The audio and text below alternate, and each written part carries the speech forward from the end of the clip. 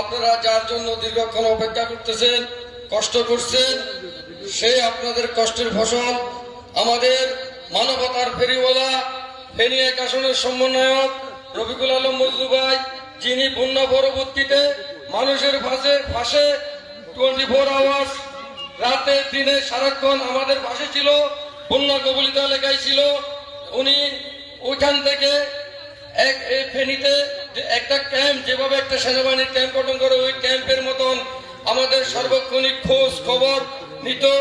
এবং কি প্রিয় এলাকাবাসী, আপনারা জানেন আমাদের প্রিয় নেতা ঢাকা দক্ষিণের বিপ্লবী মহানগর বিপ্লবী আহ্বায়ক, উনি এত বড় গুরুত্বপূর্ণ পোস্টে থাকার পরেও আমাদের ফেনী ১ আসনের দায়িত্ব নিয়ে আমাদেরকে যেভাবে আগলিয়ে রেখেছেন, আমরা প্রিয় নেতা রফিকুল আলম মজনু ভাইয়ের কাছে চিরকৃতজ্ঞ। আমাদের নেতা তারুণ্যের অহংকার তারেক রহমানের কাছে কৃতজ্ঞ।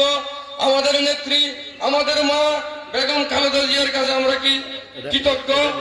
আমাদের ফেরিওয়ালা ফেনী ১ আসনের সমন্বয়ক রফিকুল আলম মজনু ভাই উপস্থিত হয়েছেন। আপনারা মঞ্চে চলে আসুন। আমাদের প্রিয় নেতা আপনাদের মধ্যে দিক নির্দেশনামূলক উন্নয়নমূলক বক্তব্য রাখবেন। আজকে আমাদের ব্যবসায়ী বৃন্দরা সাধারণ মানুষের পাশে এগিয়ে এসেছেন, আমি আপনাদের প্রতি কৃতজ্ঞতা প্রকাশ করি। বিএনপির পক্ষ থেকে আমি আপনাদেরকে ধন্যবাদ জানাই, সাধুবাদ জানাই। কারণ ব্যবসায়ীরা যদি সাধারণ মানুষের প্রতি পাশে এগিয়ে আসে সবসময় সকল কর্মকাণ্ডে, তাহলে আমি মনে করি আমাদের এই দেশ, আমাদের এই উপজেলায় ছাগলনাইয়া এবং মিগদারহাট প্রত্যেকটি এলাকা যদি ব্যবসায়ীরা এগিয়ে আসেন, তাহলে সাধারণ মানুষ বা যারা কষ্টে আছেন তারা অনেক ভালো থাকবে ইনশাআল্লাহ। আমি আপনাদেরকে ধন্যবাদ জানাই। আপনারা অনেকক্ষণ থেকে এখানে বসে আছেন, আমি বক্তব্য দিব না। আপনারা আমাদের জন্য দোয়া করবেন যাতে আমরা আগামী দিনে আপনাদের পাশে আরো বেশি করে বিভিন্নভাবে আপনাদেরকে সহযোগিতা করতে পারি। আপনি জানেন আমি দায়িত্ব পাওয়ার পর থেকে 8 বছর আমি চেষ্টা করেছি আপনাদের পাশে যতটুকু পারি আমার ক্ষমতা মতো সাধ্য মতো থাকার জন্য। বিভিন্ন সময় বন্যা, করোনাকালীন সময়, শীতের সময়, সব সময় আমি টিন, আমি কম্বল, চাল, ডাল, আলু চেষ্টা করেছি আপনাদের পাশে থাকার জন্য। আমাদের তো কি আমাদের যোগান অনেক সীমিত। হ্যাঁ, আমরা তো জানি আপনারা যে 16 বছর আমরা কোনো ব্যবসা বাণিজ্য করতে পারি নাই, ঘরে বাইরে ঘরে পরিবার পরিজনের সাথে আমরা থাকতে পারি নাই। আমাদের বেশিরভাগ সময় জেলে জেলে আমাদের কাটাতে হয়েছে এবং এরকম পরিবেশে হতো বক্তব্য তেমন কোনো সুযোগ আমরা পাই নাই। এই ফেসিবাদরা এমনভাবে দেশটারে ওদের নিয়ন্ত্রণ নিয়ে গিয়েছিল একবারে, মানে পুলিশের সহযোগিতায় এরা দেশটাকে একবার ধ্বংস করে দিয়েছে। তাই আজকে আমি অনুরোধ করবো, এখানে ব্যবসায়ীরা আছেন, আপনারা মিথ্যাবাজার ব্যবসায়ীরা ভালোভাবে ব্যবসা করবেন, আমি আপনাদের সাথে আছি। কোন লোক যদি কোনো পরিচয় দিয়া আপনাদেরকে কোনো অন্যায় কাজ করে বা কোনো ধরনের আপনাদেরকে ডিস্টার্ব করে, আপনারা কিন্তু তার বিরুদ্ধে ব্যবস্থা নেবেন। আমি একটু আগে কিন্তু ছাগলনাইয়া থানার ওসি সাহেবকে ফোন করছি, ওনাকে বলেছি যারা অবৈধ কর্মকাণ্ডে অংশগ্রহণ করবে, কোনো ব্যবসায়ীদের কাছে কোনো ডিস্টার্ব করবে, কোনো কিছু দাবি করবে, তারা যেই হোক তাদেরকে গ্রেপ্তার করে জেলখানা ঢুকে দেন। এটা আমি নিজে ফোন করেছি একটু আগে। সুতরাং এই বিষয়ে আমাদের কোনো ধরনের কোনো আশ্রয় পত্র নেই। আমরা মানুষের পক্ষে, সন্ত্রাসিত 2-1 জন, যাদাবাদ 2-1 জন, আমরা হাজার হাজার মানুষ, আমরা কেন 2-1 জনের পক্ষ নিব? আমরা জনগণের পক্ষ। আর বিএনপি, খালেদা জিয়া, তারেক রহমান এরা জনগণের প্রতিনিধি হিসাবে ছিলেন সবসময়। খালেদা জিয়াকে তো আপনারাই তো ভোট দিয়েছেন নাকি? আপনার নেত্রীকে ভোট দিয়েছেন না? ভোট দিয়ে ওনাকে 3বার আপনারা প্রধানমন্ত্রী বানিয়েছেন। অথচ দেখেন গত নির্বাচন 18 সালে আমি নির্বাচন করেছিলাম, আপনারা কিন্তু কেউ ভোট দিতে পারেন না, পারছেন না? আপনাদের সেই সুযোগটা দেওয়া হয়নি। ইনশাল্লাহ আগামী যে নির্বাচন হবে সেখানে আপনারা সকলেই আপনারা ভোট দেওয়ার সুযোগ পাবেন।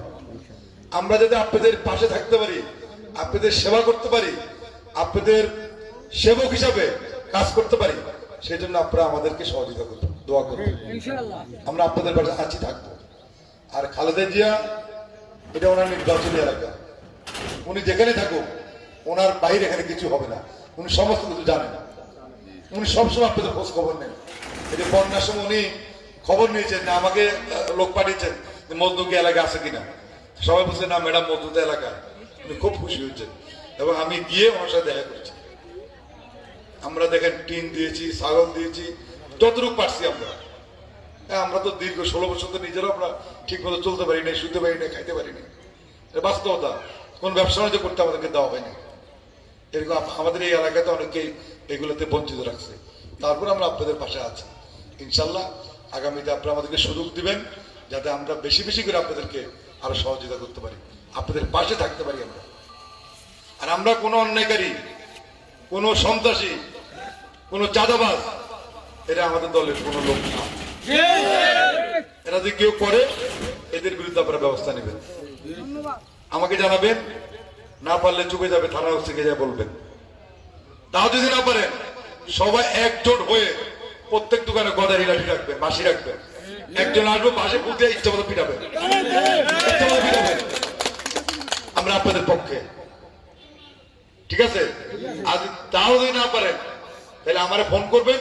আর যে আপনাকে ডিস্টার্ব করবো ওই দিন আসতে বলবেন, বলে কালকে তোমার দিমো আসো, আমি আপনাদের সাথে থেকে হাতে নাতে ধরবো, ঠিক আছে? সুতরাং আমাদের বক্তব্য স্পষ্ট। কেউ আমাদের নাম বেচলে মনে করবে যেটা মিথ্যা নাম বিক্রি করতেছে। আমরা এর সময় অবৈধ কোনো কর্মকাণ্ডে আমরা জড়িত না, আমরা জড়িত থাকবো না। আবার এখন নতুন এক ব্যবসা শুরু হয়েছে, মাটি কাটা ব্যবসা। এদেরকে আপনারা যদি কেউ এই ব্যবসা করার কারো সুযোগ দিবেন না। আমাদের অন্যায় মাটি মাটি কাটতে পারে না মানুষ জমি থেকে। আমাদের দরকার কি? শস্য দরকার আমাদের। মাটি কাটার পর সেই জমির যে উর্বরতা সেটা নষ্ট হয়ে যাচ্ছে। সুতরাং আপনাদের কারো জমি যদি কেউ জোর করে মাটি কাটে, এটা আমাকে খবর দেবেন। সে যে হোক, যে দলের হোক, আমি আপনাদের লোক হিসাবে, বিএনপির একজন কর্মী হিসাবে আমি আপনাদের পাশে আছি, ঠিক আছে? ইনশাল্লাহ আপনাদেরকে ধন্যবাদ জানাচ্ছি, অভিনন্দন জানাচ্ছি। ইনশাল্লাহ আগামীতে আরো কথা বলবো। আমার আরেকটা প্রোগ্রাম আছে পরশুরামে, সেখানে চলে যাবো। আজকে আমাদের বিদায় নিচ্ছি। আমি কয়েকটা কম্বল দিয়া উদ্বোধন করে দিয়ে চলে যাবো, বাকিরা ব্যবসায়ীরা আপনাদেরকে দিয়ে দিবেন সুন্দর করে। আপনাদের সকলকে ধন্যবাদ। আসসালামু আলাইকুম ওয়া রাহমাতুল্লাহি ওয়া বারাকাতুহু।